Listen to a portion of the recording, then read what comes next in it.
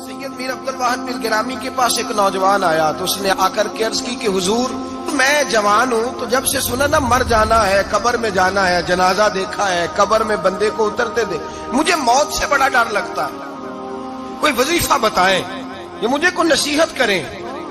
तो मीर अब्दुल वाहिद बिल गिरामी रहमतुल्लाह अलैह फरमाने लगे, बेटे तेरी जेब किस तरह की है, पैसे किस तरह के? कहने लगा हुजूर बड़ा करम है अल्लाह का, मालदार हूँ, खुशहाल हूँ। आपने फरमाया एक प्रोग्राम, ये नहीं उसको नफ्सियाती तौर पे मुतमईन नहीं किया, ना आपने उसे कोई वजीफा बताया, ना ज़हनी तौर पर उसे कोई लेक्चर दिया कि फरमाया तेरी माली पोजीशन किस तरह की है? कहने लगा हुजूर मैं अल्हम्दुलिल्लाह मालदार हूँ, अल्लाह ने मुझे नवाजा हुआ है। आप फरमाने लगे इस तरह कर, रोजाना की बुनियाद पे सदका देना शुरू कर और फर्ज नमाज के साथ साथ रोजाना की बुनियाद पर चंद नफल पढ़ने शुरू कर। सदका रोज दे, 10 रुपए दे लेकिन देने रोजाना है, 15 रुपए दे लेकिन देने रोजाना, रोजाना की बुनियाद पर सदका कर। बच्चा कहता मैं भी हैरान था कि हजरत मैं तो वजीफा पूछने आया था कि मौत से डर लगता है, इन्होंने मुझे सदके पे लगा दिया, नफल पे लगा दिया, वो तो काम मैं कर रहा हूँ। खैर बुजुर्ग थे, वजीफा पढ़ने लगा, सदका देने लगा, अल्लाह अल्लाह करने लगा। फरमाते हैं कुछ दिन बीत गए तो मीर अब्दुल वाहिद बिल गिरामी रहमतुल्लाह अलैह 6-7 माह के बाद दोबारा मुलाकात हुई तो फरमाने लगे बेटे अब तेरा क्या हाल है? तो वो नौजवान कहने लगा हुजूर अब मुझे मरने से डर नहीं लगता, बल्कि अब तो मेरा मरने को दिल करता है। तो दिल करता है, डर नहीं लगता, अब दिल करता है। और हुजूर आपने मेरे साथ किया क्या है कि मेरा तो दिल करने लगा है मरने को, खौफ निकल गया है, दिल करने लगा है मैं जाऊं। तो बड़ा खूबसूरत इरशाद फरमाया, क्या बात है, अल्लाह वालों की बातें अल्लाह के लश्करों में से लश्कर होती। मीर सैयद अब्दुल वाहिद बिल गिरामी रहमतुल्लाह अलैह फरमाने लगे भाई जिस जगह आदमी की प्रॉपर्टी होती है, जिस जगह उसका मकान होता है, जिस जगह उसकी जायदाद होती है, वहां उसका जाने को दिल करता है। फरमाया अब तूने सदका दे के नफल पढ़ के जन्नत में अपना मकान बुक करा लिया है, अब वहां तेरा प्लाट हो गया है, अब तेरा डर नहीं लगेगा, अब तेरा जन्नत में जाने को दिल करेगा, अब तेरा वहां जाने को जी चाहेगा जहां आदमी की जमीन नहीं होती, जगह नहीं होती, सर छुपाने को मकान नहीं होता। भाई नबी करीम सल्लल्लाहु अलैहि वसल्लम की बारगाह में हजरत उमर आए, बुखारी मुस्लिम में मौजूद, कहते हैं हुजूर उठे चारपाई से तो नबी पाक के कमर मुबारक पर मोटे मोटे बांध के निशान थे। अर्ज की या रसूल अल्लाह सल्लल्लाहु अलैहि वसल्लम कैसर व किसरा तो इतनी मौज में है, या रसूल अल्लाह वो तो इतनी मौज कर रहे हैं और आप इस तकलीफ में। तो महबूब ने फरमाया उमर क्या तुम ये पसंद नहीं करते कि वो दुनिया में मौज कर ले और अल्लाह आखिरत की सारी इज्जतें हमें ही अता फरमा दे? फरमाया मैं तुम्हारी दुनिया से कुछ लेने नहीं आया, मैं तो बतौर मुसाफिर यहाँ वक्त गुजार के पैगाम इलाही देने आया। तो मेरे भाई जब तौहीद बारी ताला पर तवज्जो होती है फिर दुनिया की लज्जतों पे दिल नहीं लगता, फिर इंसान सारी मेहनत आखिरत के लिए करता है, फिर उसका ख्याल आखिरत की तरफ रहता है। और मेरे आला हजरत फाजिल मुहद्दिस बरेलवी रहमतुल्लाह ताला अलैह फरमाते हैं जब तेरी तवज्जो तौहीद बारी ताला की तरफ होती है ना, फिर तू अपने आप को संभाल संभाल के नहीं रखता, फिर तो तेरा दिल करता है मैं जीऊं भी तो अल्लाह के लिए, मरूं भी तो, बोल के बताइए, जीऊं भी तो और मरूं भी तो, मेरी जिंदगी का मकसद तेरे दी की सरफराजी, मैं इसीलिए मुसलमान, मैं इसीलिए नमाजी। फिर दिल करता है कि जीना मरना अल्लाह के लिए हो। फिर सहाबा हुजूर की बारगाह में आके सिफारिशें करते। हजरत अबू साद खुजैमा, बड़ी अजीब हदीस और बड़ा निराला रंग इस रवायत का। हजरत अबू साद खुजैमा रदी अल्लाह ताला अन्हु, इनके बेटे, उनका नाम साद था, बेटे बदर में शहीद हो गए। हुजूर ने ओहद के लिए ऐलान किया तो हजरत खुजैमा आए नबी पाक की बारगाह में और आके खड़े हुए तो अर्ज करने लगे महबूबा मैं दुआ कराने आया हूँ। सहाबा कहते हैं लबू लहजे में इतना हुस्न था, गुफ्तगू में इतनी मिठास थी, उसकी बोली के अंदर इतना प्यार था कि हमारे दिल मायल हो गए कि ये क्या कहने आए। हजरत खुजैमा अर्ज करने लगे या रसूल अल्लाह सल्लल्लाहु अलैहि वसल्लम, मेरा साहिबजादा मेरे बेटे मोहम्मद साद वो बदर में शहीद हो गए थे, या रसूल अल्लाह मैं शहादत से रह गया था। हुजूर हम दोनों बाप बेटे का इरादा था जिहाद में आने का, हम दोनों का प्रोग्राम था, वो कहता था मैं जाऊंगा, मैं कहता था मैं जाऊंगा। फिर हमने कुर्रा अंदाजी की तो कुर्रा मेरे बेटे के नाम निकला, बेटा मेरा आया बदर में, پھر اللہ تبارک و تعالیٰ نے اسے شہادت عطا فرمائی، وہ شہید ہو گیا۔ یا رسول اللہ صلی اللہ علیہ وسلم، آپ نے کل اعلان فرمایا ہے کہ احد کے لیے جانا ہے، اور رات ہی کو میرا بیٹا مجھے خواب میں ملا ہے، اور میں نے دیکھا ہے وہ تو جنت کی نہروں کے قریب سیریں کر رہا ہے، اور مجھے کہہ رہے ابا جی جلدی آ جائیں، یہاں مل کے رہیں گے، مل کے وقت گزاریں گے۔ یا رسول اللہ صلی اللہ علیہ وسلم، میں بے چین ہو گیا ہوں اس کے پاس جانے کے لیے، دعا فرمائے اللہ مجھے بھی شہادت عطا فرما دے، اللہ مجھے بھی شہادت دے دے۔ صحابہ کہتے ہیں اس کی عجیب، اس کا دعا کرانے کا، ہم نے تو دیکھا تھا لوگ دعا کرانے آتے ہیں کوئی مصیبت کے لیے، کوئی پریشانی کے لیے، کوئی آزمائش کے لیے، کوئی بیماری کے لیے۔ یہ مصطفیٰ کریم کے صحابہ کا بارگاہ خداوندی پر اعتماد، توحید باری تعالیٰ پر نظر، کہ وہ کہتے ہیں ہم تو اللہ کے لیے جان دینے کی دعا کرانے آئے، دعا کریں اللہ ہمیں اپنے رستے میں شہادت کی موت دے۔ صحابہ کہتے ہیں نبی پاک نے دعا فرمائی، پھر ہم نے حضور کی دعا کو قبول ہوتے بھی دیکھا، ہم نے اپنی آنکھوں سے مصطفیٰ کی دعا کو قبول ہوتے دیکھا، ہم نے جناب خزیمہ کو احد کے میدان میں شہید ہوتے دیکھا۔ اور میرے رسول پاک صلی اللہ علیہ وسلم کے صحابہ ان کی طرف دیکھتے تو رشک کرتے، فخر کرتے، کہتے دیکھو یہ وہ غلام ہے جو حضور سے دعا لے کر کے دنیا سے گیا۔ آج جو لوگوں کا مرنے کو دل نہیں کرتا، آج بڑی بڑی بلڈنگیں بناتے ہیں، بڑی بڑی عمارتیں کھڑی کرتے ہیں، بڑی بڑی جائیدادیں بناتے ہیں، ہر بینک میں اکاؤنٹ کھلواتے ہیں، سرمایہ، پیسہ، دنیا داری بناتے ہیں، تعلقات بناتے ہیں، سیاسی سماجی رشتے، دنیا داری کے جھوٹ کے ناطے۔ توحید باری تعالیٰ پر جب اعتماد ہوتا ہے تو انسان جس رشتے کو مضبوط کرنا چاہتا ہے وہ یا خدا کا رشتہ ہوتا ہے یا محمد مصطفیٰ کا رشتہ ہوتا ہے، باقی تو پھر اس کی توجہ ہٹ جاتی، باقی تو ہٹ جاتی ہے توجہ، پھر وہ یہ دیکھتا ہے کہ خدا رسول کے ساتھ رشتہ کس طرح مضبوط ہو سکتا ہے۔ میرے بھائی، توحید باری تعالیٰ اللہ کے رستے میں مرنے کا جذبہ دیتی ہے، راہ الہی میں نکلنے کا شوق پیدا کرتی ہے۔ اللہ تبارک و تعالیٰ کی توحید جب تو کامل طور پر مانتا ہے پھر تیرا آگے بڑھنے کو دل کرتا ہے۔ حضرت سیدنا انس بن مالک رضی اللہ تعالیٰ عنہ فرماتے ہیں، الترغیب والترہیب میں حدیث مبارکہ موجود ہے، فرماتے ہیں احد کے میدان میں یا اس کے علاوہ کوئی ایسا موقع تھا کہ ایک صحابی حضور کی بارگاہ میں آئے، عرض کرنے لگے یا رسول اللہ صلی اللہ علیہ وسلم، ایک تو میں غریب ہوں، دوسرا میری شکل صورت خوبصورت نہیں، تیسرا میرے وجود سے بدبو نکلتی ہے، کوئی میرے قریب نہیں بیٹھتا، اگر میں اللہ کے رستے میں جہاد کروں، اپنی راہ خدا میں جان دے دوں، تو بتائیے میرا رب مجھے کیا عطا کرے گا؟ تو نبی پاک نے فرمایا اگر تو شہید ہو گیا تو سارے دروازے کھل جائیں گے جنت کے، سیدھا جنت میں جائے گا۔ یقین کامل دیکھیے، احد کے میدان میں تلوار پکڑی، جہاد کیا، شہید ہو گئے، صحابہ کہتے ہیں نبی پاک اس کے سرانے آ کے کھڑے ہوئے، اور کیا خوبصورت جملے ارشاد فرمایا اللہ تبارک و تعالی نے اس کی بدصورتی کو خوبصورتی میں بدل دیا ہے، اللہ نے اس کے وجود سے آنے والی بدبو کو خوشبو سے بدل دیا، اور نبی پاک علیہ السلام فرمانے لگے جنت کی حور دروازہ کھول کے اسے کہہ رہی ہے آ جا جلدی جلدی، اللہ نے تیرا نکاح میرے ساتھ فرما دیا ہے، جلدی آ جا، میں تیرے استقبال کو کھڑی۔ میرے عزیز، کچھ لوگ ایسے ہیں جن سے عذاب قبر ہوگا ہی نہیں۔ میرے رسول کریم صلی اللہ تعالی علیہ وسلم نے ارشاد فرمایا کہ جو اللہ کے رستے میں شہید ہو گیا، یہ سنن نسائی میں موجود ہے، اسے عذاب قبر نہیں ہوگا، بلکہ ایک حدیث میں تو فرمایا حساب کتاب ہی نہیں ہوگا، اللہ بغیر سوال جواب کے جنت عطا فرما دے۔ کچھ لوگوں کو لوگوں کی بخشش پہ بھی مسئلہ ہی بنتا ہے کہ کوئی بخشا نہ جائے۔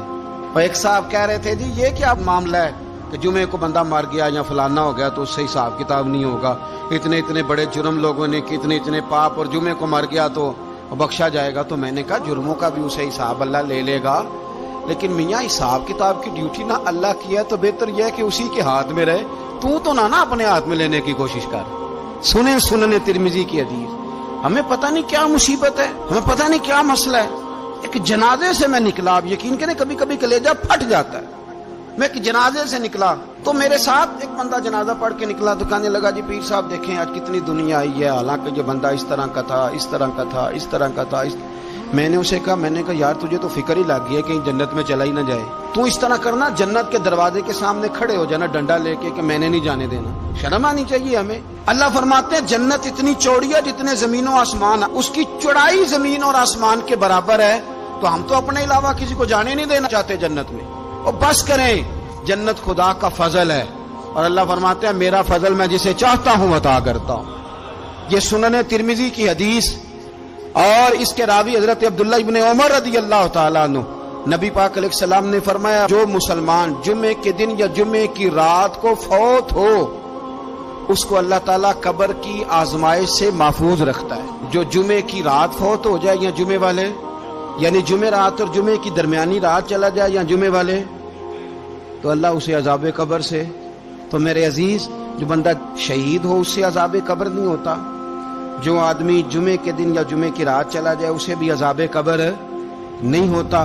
اور میرے رسول کریم صلی اللہ تعالی علیہ وسلم نے فرمایا جو بندہ ایک دن اور ایک رات، یہ حدیث صحیح مسلم میں، سنن ترمذی میں، مصنف عبدالرزاق میں موجود ہے، ایک دن اور ایک رات اللہ کی رضا کے لیے اسلامی سرحد پہ پہرا دے۔ میں اور آپ سوئے ہوئے ہیں، لیکن وہ لوگ جو فوجی بارڈروں پہ کھڑے ہیں، دیکھو مدینے والے محبوب کس کس پہ کرم فرماتے ہیں۔ ساری عمر نہیں، 24-25 سال کی سروس نہیں، فرمایا ایک دن اور ایک رات اللہ کی رضا کے لیے جو اسلامی سرحد پر پہرا دے، مسلمانوں کو کافروں سے بچائے، رب اسے عذاب قبر نہیں دے گا، اسے اللہ تعالیٰ اپنے فضل سے معاف فرما دے گا۔ ایک رات اور ایک، آپ کیا سمجھتے ہیں کہ ان فوجیوں کی کوئی چھوٹی شان ہے؟ ان کا کوئی چھوٹا مرتبہ ہے؟ ایک دن اور ایک رات اگر یہ پہرا دیں تو اللہ انہیں اتنا انعام عطا کرتا ہے۔ اسی طرح سن لو، یہ ذرا غور سے سننا، ابن ماجہ کی حدیث، اور اس کے علاوہ مسند ابو یعلا میں موجود حدیث کے راوی حضرت ابو ہریرہ رضی اللہ تعالی عنہ، حضور صلی اللہ تعالی علیہ وسلم نے فرمایا جو شخص بیماری سے فوت ہوا، قربان جاؤں میرے محبوب نے بیماری کا نام ہی نہیں لیا، فرمایا کوئی بھی بیماری ہو، فرمایا جو آدمی بیماری سے فوت ہوا اللہ اسے شہادت کی موت عطا فرمائے گا، اور وہ عذاب قبر سے اور قبر کے امتحان سے بھی محفوظ رہے گا، اور حضور فرماتے ہیں اس کو صبح اور شام جنت کے باغوں میں سے رزق دیا جائے گا۔ جو کسی بھی بیماری سے مرا، یہ لوگ بیماری سے مر رہے ہیں تو لوگوں نے اچھوت سمجھ رہے ہیں، اچھوت، یہ اچھوت نہیں ہے، اس لیے کہ لوارث نہیں، یہ خدا رسول کے ماننے والے ہیں، تم انہیں اچھوت کہہ رہے ہو، اور مدینے والے رسول انہیں شہید فرما رہے ہیں۔ حضور نے فرمایا جو بیماری سے مرے شہید ہے، وہ قبر کے عذاب سے محفوظ رہے گا اور جنت کے باغوں میں سے اللہ رزق دے گا۔ لوگ کہتے ہیں دیکھو جی بڑا تانگ ہو کے دنیا سے گیا ہے، تو اس بندے کو بھی عذاب قبر نہیں ہوتا۔ اسی طرح جو بندہ سورہ ملک پڑھتا ہے، سنن ترمذی میں حضرت ابن عباس سے روایت ہے کہ حضور صلی اللہ علیہ وسلم کے ایک صحابی نے ایک جگہ خیمہ لگایا تو وہاں سورہ ملک پڑھنے کی آواز آتی تھی، کوئی بندہ پڑھنے والا نظر نہیں آتا تھا۔ جب حضور کی بارگاہ میں عرض کیا تو فرمایا وہاں قبر تھی اور قبر کے اندر بیٹھ کے میرا صحابی سورہ ملک کی تلاوت کر رہا تھا۔ اگر ہمیں خسرہ نمبر یاد ہو جاتا ہے نا اپنی جگہ کا، اور ہمیں پتہ ہوتا ہے کہ میرے والا حصہ کتنے کروڑ کا ہے، اگر ساری کہانیاں ہمیں یاد ہوتی ہیں تو سورہ ملک بھی ہمیں یاد ہو سکتی ہے۔ موبائل پہ اس کو ریکارڈ کر لیں، پھر اس کو سنیں کبھی بھی سورہ ملک میں۔ اور ہمارے سلسلہ عالیہ میں تو سورہ ملک وظیفہ ہے، ہمارے الوظیفۃ الکریمہ میں اعلیٰ حضرت نے لکھا ہے کہ رات کو سورہ ملک اور سورہ یاسین کے بغیر سونا نہیں۔ سورہ ملک اتنی شاندار سورت ہے کہ نبی پاک صلی اللہ علیہ وسلم نے فرمایا یہ قیامت کے دن اللہ کی بارگاہ میں ناز سے جھگڑا کرے گی اور کہے گی اے اللہ یہاں تو میرے پڑھنے والے کو جنت عطا فرما یا مجھے قرآن پاک سے علیحدہ کر دے، تو رب کریم پھر اپنے فضل سے پڑھنے والے کو جنت عطا کرے گی۔ میری اپیل ہے ہر اس شخص سے جو کسی بھی مشکل کا شکار ہے، کسی بھی آزمائش کا شکار ہے، کسی بھی ذہنی پریشانی کا شکار، وہ کسی بھی قسم کے دباؤ کا شکار ہے، کسی الجھن کا شکار ہے، کسی تکلیف میں ہے، کسی درد میں ہے، فقر میں ہے، آزمائش میں ہے، قرض میں ہے، بیماری میں ہے، پریشانی میں ہے، وہ اپنے رب کی بارگاہ میں استغفار پڑھے، استغفر اللہ ربی من کل ذنب واتوب الیہ، کثرت کرے، نہیں تو استغفراللہ استغفراللہ استغفراللہ کثرت سے پڑھے. کسی بھی صورت میں اپنے مالک کے حضور استغفار کرتا رہے، کرم ہوتا رہے گا، رحمت ہوتی رہے گی، بخشش ملتی رہے گی، اللہ درگزر فرمائے گی. حضرت امام حسن سے آ کے وظیفہ پوچھا، اس شخص نے کہا حضور اولاد کوئی نہیں تو وظیفہ بتائے، تو آپ نے فرمایا استغفار پڑھا کر. کیا کر؟ اس نے کہا ٹھیک ہے. تو حضور پھر میں دوبارہ کب آؤں؟ تو امام حسن کہنے لگے بے اولاد ہے نا تو، استغفار کا وظیفہ بتایا نا؟ کہا ہاں. فرمانے لگے اب اس وقت آنا جب اللہ تجھے 10 بیٹے عطا کرے گا. کتنے؟ 2 4 نہیں، 10 ہی کہہ دیے.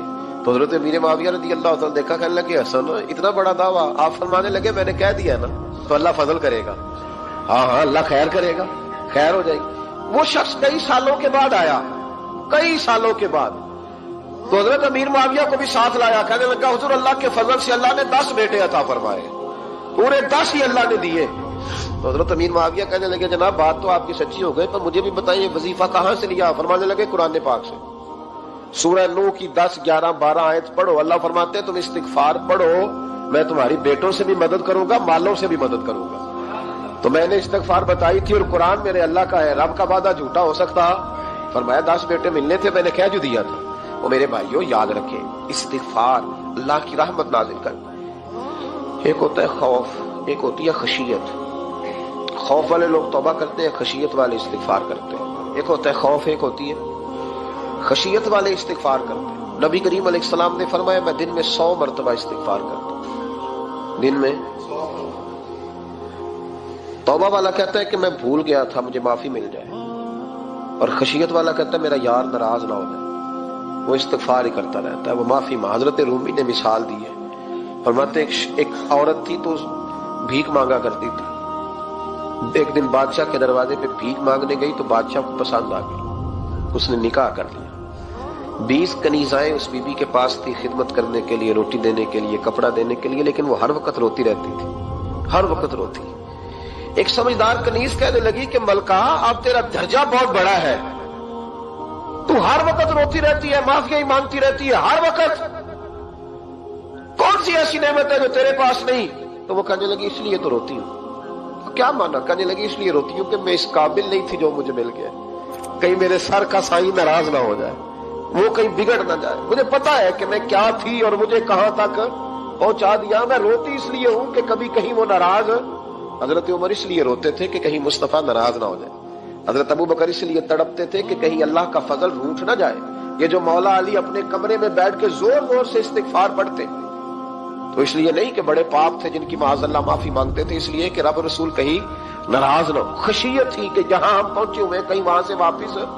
استغفار بندے کی اللہ سے صلح کرا دیتا ہے، بندے کی رب سے صلح ہو جاتی ہے جب استغفار. دیکھیں نا بڑی سادی سی بات ہے کہ 2 بھائی ناراض ہو تو بڑا کہتا ہے اس نے میری بے ادبی بڑی کی، تو چھوٹا اگر پاس آ جائے اور پیر پکڑ لے کہ چل یار معاف کر دے، تیرا بھائی نہیں. پتہ کیا ہوتا ہے؟ صرف معافی نہیں ملتی. ہاں صرف معافی نہیں، چھوٹے نے بے ادبی کر دی، بڑے کو تکلیف ہوئی، بات جب آگے بڑھی نا تو بڑے نے شکوہ کیا. جب لوگوں نے چھوٹے کو سمجھایا تو چھوٹا جب معافی مانگتا ہے، ادھر دیکھو میری طرف، جب چھوٹا معافی مانگتا ہے نا اٹھ کے جاتا ہے اور بڑے کے پیر پکڑتا ہے تو میرا معاف نہیں کرتا، بڑا رو بھی پڑتا ہے، بڑا رو بھی پڑتا ہے. اور وہ کہتا ہے کہ وہ میں اور تو اماں کے پاس اکٹھے بیٹھتے، ایک باپ کی موٹر سائیکل پہ اکٹھے بیٹھتے، تو تیرا اور میرا رشتہ یار تو نے یہ کیوں؟ وہ جو آنسو نکلتے ہیں نا وہ درد ہوتا ہے، وہ کیف ہوتا ہے، وہ سوز ہوتا ہے، وہ لذت ہوتی ہے، وہ پیار ہوتا ہے. رب کہتا ہے تو معافی مانگ، انہو کان غفارا، تو معافی مانگ، میں تجھے معاف بھی کروں گا، تیرے اوپر رحمت بھی فرماؤں گا، تیرے اوپر کرم نوازی بھی کروں گا، تجھے نواز دوں گا، تجھے عطا کروں گا. حضرت موسیٰ کلیم اللہ علیہ السلام کا زمانہ مبارکہ تھا، قحط پڑ گیا، بارش نہیں ہوتی.